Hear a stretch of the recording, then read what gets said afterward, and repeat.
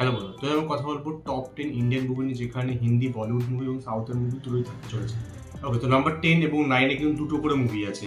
তো নাম্বার 10 হচ্ছে ফার্স্ট আমি রেখেছি ফাইটারকে। নাকসিদা আনন্দ খুব ভালো কাজ করেছে। টপ গান ম্যাভরিকে যে ফিলিংসটা হলিউডে পেয়েছিল, অত দামি মুভি হওয়া সত্ত্বেও এখানে সেরকম ফিলিং কিছু আমাদের ইন্ডিয়ান মুভিতে দিয়েছে, এবং ঋত্বিক আর দীপিকা কি লাগছিল দেখতে। তো স্টোরিটাও বেশ ভালো, খারাপ নয়, এবং যে সিনগুলো দেখিয়েছে, যে ইয়ারশট সিনগুলো দেখিয়েছে, যে ফাইটার প্ল্যানের সিনগুলো দেখেছিল, সত্যি ইন্ডিয়ান বাজেট অনুযায়ী খুবই ভালো কাজ করেছে। তো আমার ভালো লেগেছে মুভিটা। যারা দেখো ডেফিনেটলি ট্রাই করতে পারো মুভিটা। আমার রিভিউ তুমি ডিসক্রিপশনে পেয়ে যাবে। তো নাম্বার 10 আরেকটা মুভি রেখেছে, সেটা হচ্ছে পুষ্পা 2। এবছরের বলতে গেলে এবছর কারণ পুরো ইন্ডিয়ায় one of the highest grossing movie হয়ে গেছে পুষ্পা 2, যেটা এখনো হলে ভালো টাকা কামাচ্ছে। পুষ্পা 2কে নাম্বার 10 রেখেছি। বা অনেকে বলছে মুভিটা ছাপড়িদের জন্য মুভি, আর অল দোজ থিং। দেখো, মুভিটা যেরকমই হোক, মুভিটা এনজয়েবল। মুভিটাতে কাজ ভালো হয়েছে, যেখানে তোমার আলু অর্জুনের কাজ খুবই ভালো, বাকি একটাতে পারফরমেন্স ভালো, মুভিটার স্টোরি লাইন ভালো, স্টোরি লাইনে গুজবাম্পস আছে।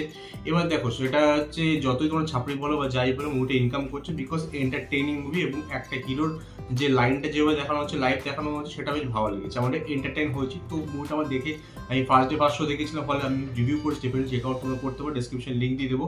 আমার ভালো লেগেছে, তো আমি 10 নম্বর রেখেছি পুষ্পা 2কে। নাম্বার 9 দুটো মুভি আছে, একটা সাউথের থেকে, একটা হচ্ছে বলিউড থেকে। সাউথের থেকে যে মুভিটা কালকি 2898 এডি, এই মুভিটা আমার দারুণ লেগেছে। নাগ অশ্বিন যে মুভিটাকে যেভাবে ট্রিট করেছে, আমি বুঝতে পেরেছি মুভিটাতে অনেক হলিউড মুভির তুমি রেফারেন্স পেয়ে যাবে। ওয়াকান্ডা, মানে মার্ভেলের ওয়াকান্ডা বলো, স্টার ওয়ার্স বলো, এরকম অনেক মুভি এখান থেকে মনে হচ্ছে তুলেছে মনে হচ্ছে। বাট যাই হোক, এন্ড অফ দ্য ডে এটা আমাদের ইন্ডিয়ান মাইথোলজিকে হলিউডের সঙ্গে মিশিয়ে যে প্যাকেজটা তৈরি করেছে, যে বাজেটটা তৈরি করেছে ফর অ্যান ইন্ডিয়ান সিনেমা, যেটাকে তুমি হলিউডের যে কোনো তুমি ডিসি বা মার্ভেলের যে কমিক বুক মুভি আছে, সেই মুভির সঙ্গে তুলনা করতে পারো। ভিডিওটি ভালো লাগে, সেকেন্ড পার্টের জন্য সত্যি অপেক্ষা করছি। তো আমার জন্য নাম্বার 9-এ রয়েছে কালকি 2898 এডি, যেখানে প্রবাসের কাজ আমার বেশ ভালো লেগেছে। এবং সব থেকে ভালো যেটা আমার লেগেছে, সেটা হচ্ছে মহাভারত এবং বিষ্ণু 10টা অবতারের যে ব্যাপারটা আছে, সেটাকে যেভাবে মিক্স করা হয়েছে একটা ফিউচার টাইম লাইনের সঙ্গে, সেটা বেশ ভালো। যেখানে অমিতাভ বচ্চন আর কমল হাসানের বিস্ট মোড দেখতে পেরেছি, আমার সেটা দারুণ লেগেছে। তো নাম্বার সেকেন্ড মুভি যেটা সেটা হচ্ছে চান্দু চ্যাম্পিয়ন। এই মুভিটাতে কবির খান যেভাবে কাজ করেছে, যেভাবে কার্তিক আরিয়ানকে দেখিয়েছে, কার্তিক আরিয়ানকে যেভাবে অ্যাক্টিং বের করে নিচ্ছে না, সেটা বেশ ভালো লেগেছে। মুভিটা বেশ ভালো মুভি, যেভাবে ক্রাফট হয়েছে মুভিটা আমার খুব ভালো লেগেছে। তুমি রিভিউ করেছো, চেক আউট করতে পারো। মুভিটা নাম্বার 9-এ রয়েছে আমার। নাম্বার 8 এবছর বলিউডের কামানো সব থেকে হাইয়েস্ট গ্রোসিং মুভি স্ত্রী 2, যেটা বেশ মজার লেগেছিল। মুভিটি যা যা প্রমিস করে সবকিছু ডেলিভার, এবং তার থেকে বেশি কিছু। সেখানে তোমার ভেরিয়া বরুণ ধাওয়ান হোক, বা শেষে অক্ষয় কুমারের ক্যামিও হোক, বা যেরকম ফাইট সিন দেওয়া হয়েছে, যেরকম ভাবে দেখানো হয়েছে স্ত্রীকে লড়তে, এবং ভিজুয়াল এফেক্ট যা ইউজ করে, সব মিলিয়ে একটা ভালো প্যাকেজ ছিল। এবং যেই ভূতিয়া একটা ইউনিভার্স তৈরি করে, সেটা আমার বেশ ভালো লাগতো। নাম্বার 8 আমার জন্য স্ত্রী 2। নাম্বার 7 একটা south movie, the goat life. এই মুভিটার জন্য পৃথ্বীরাজ সুকুমার যে কাজ করেছে, যা খেটেছে, আমার অসাধারণ লেগেছে। আই থিঙ্ক এবছর হয়তো ন্যাশনাল অ্যাওয়ার্ড পেয়ে যাবে because of his acting performance. ফাটাফাটি মুভিটা যে যে সিকোয়েন্স দেখিয়েছে না, যে ধরনের লোক দেখিয়েছে, তোমার মানে মাথা খারাপ হয়ে যাবে। ঠিক আছে, তুমি ডেফিনেটলি আমার রিভিউ চেক করতে পারো, ডেসক্রিপশন লিঙ্ক দিয়ে দেবো। গোট লাইফ মুভিটা বেশ ভালো, দেখি না দেখে তাকে এখনো পর্যন্ত ডেফিনেটলি চেক আউট করতে পারো। নাম্বার 6 এই বছরের স্টার্টিং একটা মুভি এসেছিল, যার নাম হচ্ছে মেরি ক্রিসমাস, যেখানে বিজয় সেতুপতি ও ক্যাটরিনা কাইফ ফার্স্ট টাইম একসাথে দুজনই দারুণ অ্যাক্টিং করে। একটা মিষ্টি রাখা হয়, খুন রাখা হয়, সব মিলিয়ে যেটা বানানো হয়েছে, সেটা বেশ ভালো। তো মুভিটা মেরি ক্রিসমাস যখন ক্রিসমাস টাইম আসা উচিত ছিল, বাট মুভিটা ইয়ারেসটা স্টার্টিং এর দিকে এসেছিল। তো ডেফিনেটলি এই মুভিটা আমরা চেক আউট করতে পারো। বিজয় সেতুপতি ডেফিনেটলি ভালো অ্যাক্টিং করে, বাট এখানে ক্যাটরিনা কাইফ সারপ্রাইজিংলি ভালো অ্যাক্টিং করেছে। ডেফিনেটলি চেক আউট করতে পারো মেরি ক্রিসমাস। নাম্বার 6। নাম্বার 5 আমার জন্য শ্রীকান্ত। যারা এই মুভিটা দেখোনি, ডেফিনেটলি রাজকুমার রায়ের এই মুভিটা চেক আউট করো। যেভাবে ও অ্যাক্টিং করেছে, যে অ্যাকচুয়াল কাইন্ড থেকে ইন্সপায়ার করে এটা বানানো হচ্ছে, সব মিলিয়ে মুভিটা বেশ ভালো মুভি। ডেফিনেটলি চেক আউট করতে পারো। নাম্বার 5-এ রয়েছে, আর আমার রিভিউ এটা তুমি ডিসক্রিপশন লিঙ্কে পেয়ে যাবে। নাম্বার 4 আমি রেখেছি এবছরের ওয়ান অফ দ্য ওয়ার্স্ট মানে বক্স অফিস ডিজাস্টার ছিল ময়দান।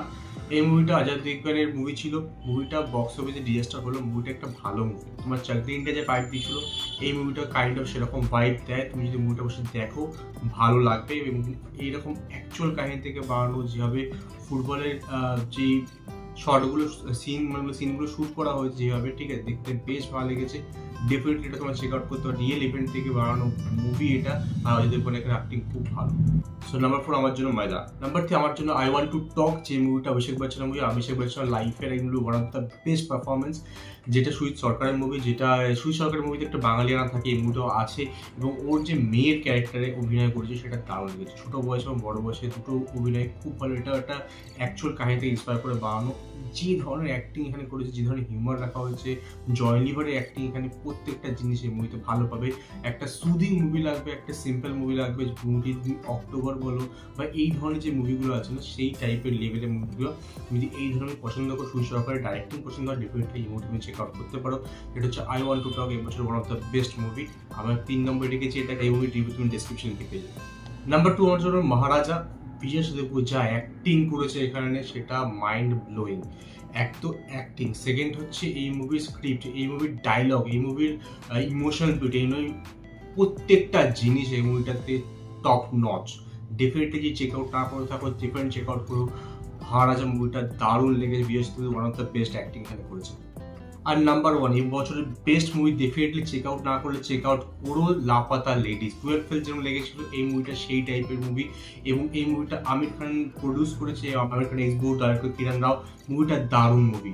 এই মুভিটা কাজ তোমার অচেনা লাগতে পারে, তিনজন যেটা মেন ক্যারেক্টার, দুটো বউ একটা হাজবেন্ড, যে দুজনকে দেখার, তিনজনকে দেখানো, তিনজনকে একটু অচেনা লাগতে পারে, বাট তিনজনের অ্যাক্টিং এখানে ফাটাফাটি, এবং এদের অ্যাক্টিং, এদের যে লুকগুলো এতটা মানে জেনুইন লাগে মুভিতে, যে গ্রামের লোক, ঠিক আছে, কথাবার্তা এন্ড এভরিথিং এতটা জেনুইন লাগে মুভিটাতে, এবং যে কনসেপ্টটা তোলা হয়েছে, যেভাবে এক্সিকিউট করা হয়েছে, যেভাবে হিউমার রাখা হয়েছে, প্রত্যেকটা জিনিস টপ নচ। যদি না দেখে থাকো, ডেফিনেটলি চেক আউট করে মুভিটা, একটা one of the best movie মানে এই বছরের আমি বলবো আমার জন্য টপ নচ মুভি নাম্বার 1-এ রেখেছি। তাই জন্য, আর এই মুভিটা হচ্ছে কম বাজেটের মধ্যে কত ভালো মুভি বানাতে পারে, ভিশন ভালো থাকে, ভালো স্ক্রিপ্ট থাকে, এবং ভালো অ্যাক্টারদের নেওয়া হয়, যাদের নিজের মানে স্যালারি লাইক অক্ষয় কুমার বা শাহরুখ খান 40-50 কোটি টাকা না, ঠিক আছে, তাহলে বাজেটটা সেই জায়গায় দাঁড়ায় না যেখানে ইনকাম হতে পারে।